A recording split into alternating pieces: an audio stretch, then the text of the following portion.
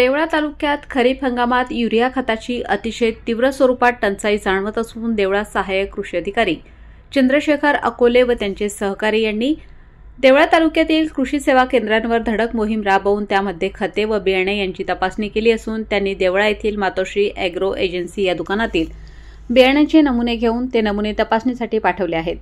शेतकऱ्यांना योग्य दर्जाची खते आणि बियाणे मिळावी यासाठी कृषी विभागाने आता कडक पावले उचललेली आहेत।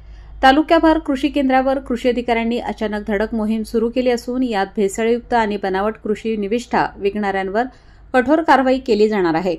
कृषी विभागाच्या या धडक मोहिमेमुळे शेतकऱ्यांमध्ये समाधानाचे वातावरण आहे। यामुळे शेतकऱ्यांना योग्य दरात आणि चांगल्या प्रतीचे कृषी उत्पादने मिळतील अशी आशा आहे।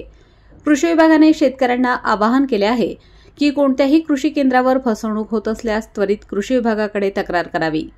वृत्तसंकलन उपसंपादक अशोक आहिरे, महादू मोरे, देवळा। साहेब नमस्कार, तुमचं नाव काय साहेब? मी चंद्रशेखर प्रभाकर अकोले, तालुका कृषी अधिकारी देवळा कार्यालयात कृषी अधिकारी गुण नियंत्रण म्हणून काम करत असतो। मागील 2 महिन्यापासून तालुका कृषी अधिकारी कार्यालयातील कृषी अधिकाऱ्यांना गुणवत्ता नियंत्रण निरीक्षक म्हणून नेमलेला आहे। त्याकरता मी आज मातोश्री ॲग्रो एजन्सीज देवळा येथे तपासणीसाठी आलो। तपासणीच्या वेळेला आम्ही इपॉज मशीनप्रमाणे तुमचा खत साठा किती आहे, काय आहे हे चेक करतो।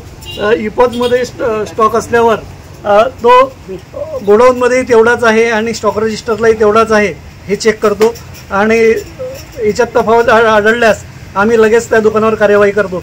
तसेच आपल्या सर्व शेतकरी बांधवांना चांगलं बियाणं खतं मिळावी यासाठी आम्हाला जे खराब वाटलं अशा याचे बियाणे खतांचे सॅम्पल घेतो आणि ते प्रयोगशाळेत पाठवत असतो।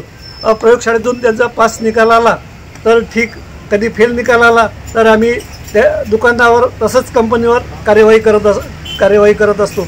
यापुढे कुठेही असं आढळल्यास कृपया कृषी अधिकारी गुणवत्ता नियंत्रण यांना संपर्क साधा हे विनंती।